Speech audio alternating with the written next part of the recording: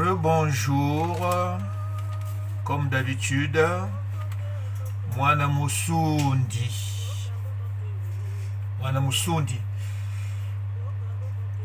Je voudrais intervenir sur les propos d'un internaute qui, pour reprendre son ami, a parlé du bien. Son ami a parlé du bien de la Bible. Mais lui, il a fait un commentaire que voici. Franchement, tu me déçois avec tes publications à la... Je ne dirai pas le mot. La Bible est un livre qui parle d'un peuple précis, vrai ou faux. Et ce n'est pas ce livre qui est venu nous diviser. Franchement, t'es malade et trop aliéné. Bon, moi qui suis arrivé à un niveau très sensible, je dirais que sa réaction est légitime. Hein? On devient tous des fous. Hein? Ouais, on devient tous des fous. Mais il n'y a pas que lui. Beaucoup des êtres devenus noirs ont la même réaction comme ce type-là, qui vient de traiter de l'autre d'aliéné. Croyons que lui, il est dans la raison. Vous voyez? Dans quelle profondeur des ténèbres nous sommes. Comment les gens réagissent aujourd'hui face à la Bible? Maintenant, qui est plus aliéné que celui qui voit l'aliénation dans la Bible ou celui qui voit l'aliénation dans celui qui tient la Bible?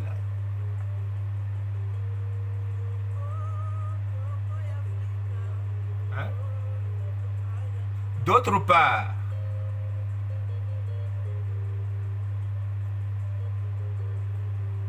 comme je le dis, c'est une réaction vraiment légitime. Oui, lorsqu'on revoit l'histoire de la colonisation, on ne peut que réagir comme ça, comme ce monsieur. Parce qu'on arrive à se poser des questions. Bon, maintenant, comment ceux qui sont devenus blancs ont réussi de s'imposer par le biais de la Bible pour que ce qualificatif blanc, qui n'était que collé sur l'habit, soit collé aussi sur la peau, qui est de quelle couleur? Rosée. On ne pourra pas définir la couleur de ceux qui sont devenus blancs. Ils ne sont pas blancs. Avec abus, on peut dire qu'ils sont rosés. Plutôt. Voyez-vous? Mais le blanc au juste, pour dire que le blanc n'est pas blanc, tout comme celui qui est devenu noir n'est pas noir. C'est à partir du 19e siècle, 18e, 19e siècle qu'on commence à nous coller cette expression péjorative noir. Le blanc qui est synonyme de pureté et le noir qui est aussi synonyme d'impureté sont en réalité deux couleurs qui conjuguaient le système juridique mis en place par la première société humaine de Mudumango. Croyez-moi. Hein? Le blanc et le noir sont ou étaient deux couleurs qui conjuguaient le système juridique mis en place par la première société humaine de Mudumango, de Nimrod, sous l'esprit ou la force sauvage du léopard, Ngo, pour faire le Congo, la première civilisation. Donc, étant les premiers à se dire purs, ils étaient considérés comme peuple pur. Ils se lavaient matin, midi, soir, 3 fois. Ils portaient du blanc pour montrer que c'était des peuples saints, des peuples purs. L'expression sainteté n'apparaîtra qu'avec la langue grecque. Voyez-vous? La chaux blanche était frottée sur celui qui avait raison. Celui qui était en tort se voyait frotter du charbon noir. Mais par respect pour celui qui se voyait frotter du noir, il ne fallait pas dire qu'on lui a frotté du noir. On préfère dire il n'a pas tort. Vous voyez? Tout ça ne nous a jamais été enseigné. Parce que ceux qui ont l'opportunité de côtoyer, tout ça ne nous a jamais été enseigné parce que les enseignants sages ont été massacrés depuis l'Égypte. Maintenant, rares sont ceux qui ont eu l'opportunité de côtoyer les villageois, c'est-à-dire les grands-parents qui avaient préservé ces pratiques-là.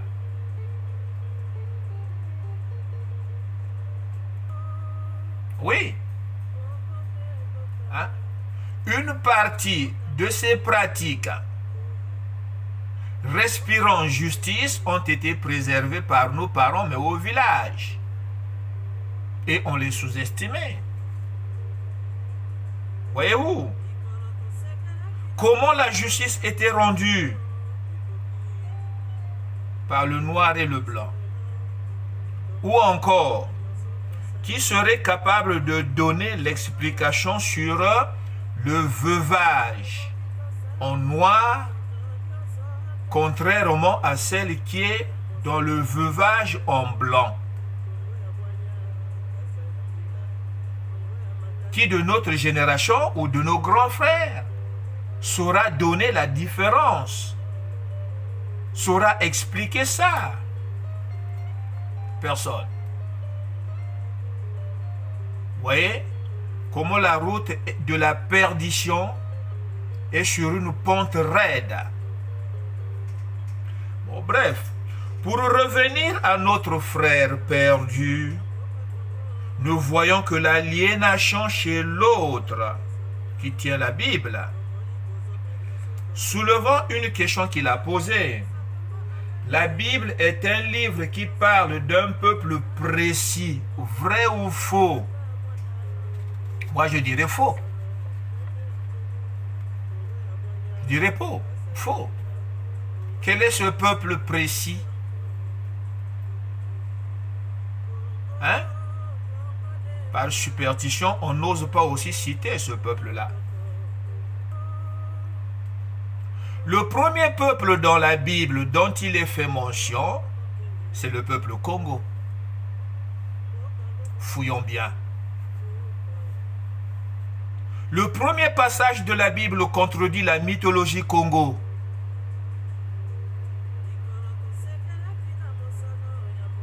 Lisez bien. L'Égypte. Combien de fois ce nom est mentionné dans la Bible? Comptez bien. Prenez le temps de compter le nom, le mot Égypte dans la Bible. Mais l'Égypte, c'est pas aussi un peuple précis? Ça fait 2 peuples précis. Pharaon, qui veut dire Mamangudi Congo, ne se retrouve pas dans cette Bible. Voilà. C'est parce qu'on ne nous a jamais expliqué ce que veut dire Pharaon. Pharaon, c'est une expression grecque. Mais avant l'arrivée des Grecs, comment nos ancêtres donnaient-ils l'explication de Pharaon? Mangu di Congo, dans lequel on adorait la déesse Muntu à la forme de la hyène. C'est là qu'est sorti le système social du matriarcat. Hein? Tous les peuples du Congo ne sont pas des Bantous. Voilà. Pour arriver à cette compréhension-là, puiser les explications dans la Bible. La dîme qui est devenue un moyen d'arnaque pour les pasteurs, est une expression Congo. Quel est le pasteur qui arrivera à expliquer comment la dîme a été introduite dans la religion chrétienne et pourquoi? Ils ne sauront pas vous le dire. Sinon, ils se retrouveront démunis.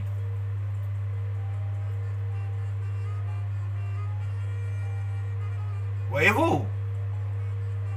Donc, il n'y a pas que ceux qui sont devenus blancs qui sont venus nous arnaquer. Nos propres frères qui sont aussi devenus noirs comme nous ne nous aident pas. Jusqu'à posséder nos mères, nos sœurs, nos enfants.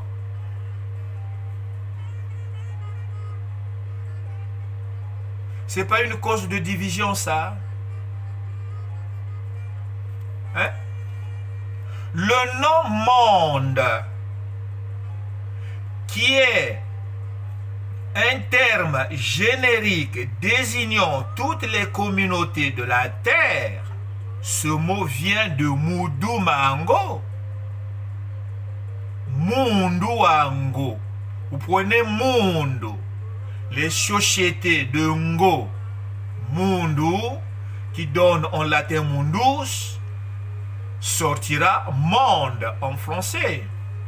Donc cette expression monde en français vient du Congo, Mundu, dont le maître est Ngo, Nimrod.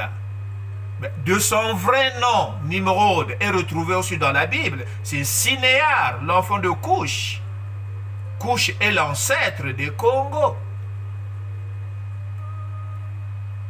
Hein?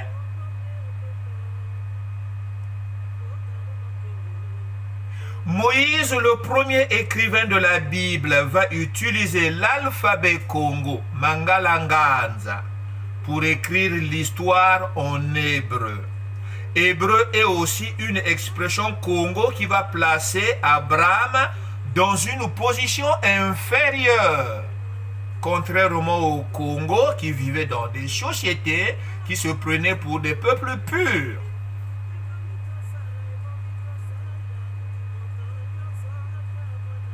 C'est pour ça que plus tard, un certain Jésus qui n'a jamais existé, selon les autres, dira: les premiers seront les derniers.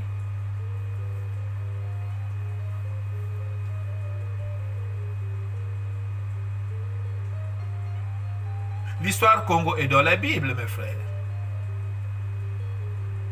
Y a-t-il un pasteur, un prophète dans le Congo central qui pourra vous expliquer ça? Non. Il faut que vous restez abrutis, et dans cet abrutissement, eux, ils puisent leur puissance pour vous dominer.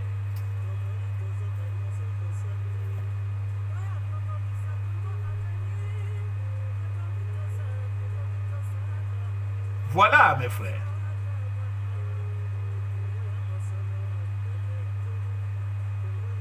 Voilà.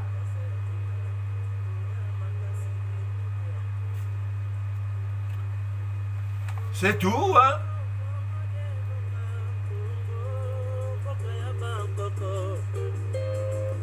J'ai mis la chanson Congo. Rochero a chanté. Bokango mokengelin koi. Pourtant, il le dit bien. Le protecteur du Congo est le léopard. Mais comment un animal sauvage qui doit être dompté par l'être humain, va être le protecteur de l'être humain fait à l'image de Dieu. Voilà que le système au Congo a fait de nous des êtres à l'image d'un animal sauvage.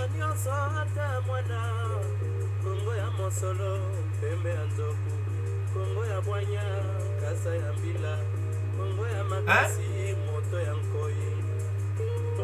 Que disent les Ngunza? Les Ngunza disent, bon, nous sommes à la 4e génération après Ekoleka Nango. Moi, je pose la question, mais Nini Yango Ekoleka? Oh, tika kaka. Mais cette expression, les Ngunza l'ont puisée où? Mais c'est dans la Bible. Je suis le Dieu qui pardonne les péchés de la 4e génération pour ceux qui m'aiment. Pour ceux qui m'aiment. Mais combien de Congos aiment le Dieu de la création pour sortir de cette malédiction que nous avons héritée de Congo?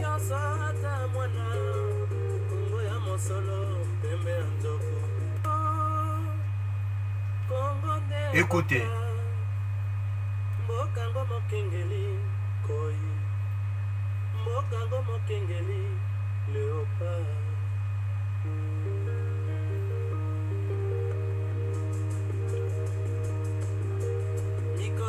Mais je vais vous apprendre une chose. Je vais vous apprendre une chose. Comme je l'ai dit dans une vidéo que j'ai fait il n'y a pas longtemps, avant celle-ci, que Ndotila, le royaume Ndotila, pour relever la société, le totem léopard Congo, hein, quand Ndotila est tombé, c'est une panthère qui est venue achever cette force-là avec la complicité de Mobutu. La panthère, c'est Léopold, le roi belge.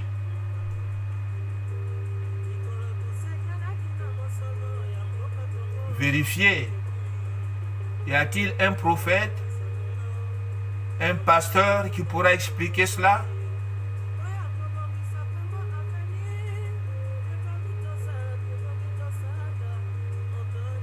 Voilà. C'est pour ça que je dis qu'un noir, un être humain devenu noir, tant qu'il n'a pas compris pour sortir de ce noirceur, ne peut pas être pasteur.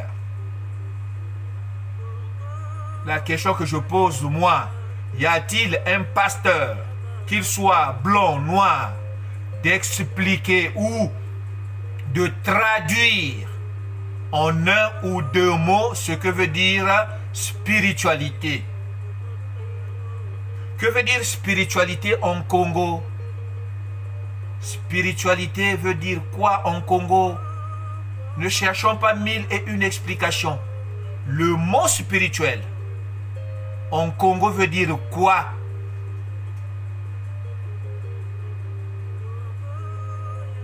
Personne n'arrive à répondre. Et personne ne saura donner une explication, une réponse à ça. Personne. Alors, on va dire qu'on est envoyé de Dieu, on est inspiré par Dieu pour enseigner. Si un humain vous bloque sur une question et que vous vous dites inspiré de Dieu, mais votre inspiration ne vient pas de Dieu. Celui qui est inspiré par Dieu, il répond à toutes les questions que l'être humain pose. Parce que la connaissance, l'intelligence de l'être humain est limitée. Maintenant, toi qui es inspiré par un Dieu, tu ne peux que avoir une connaissance supérieure à celui qui te pose des questions. Réponds.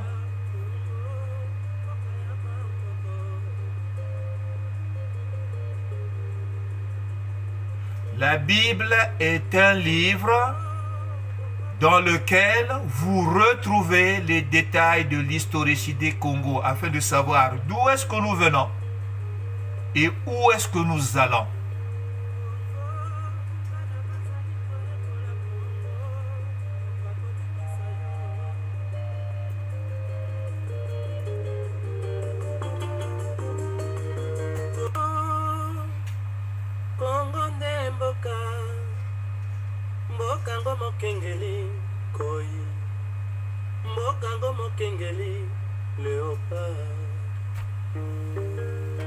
Depuis que le Congo est tombé, qu'est-ce que cette force léopard attend pour relever le Congo?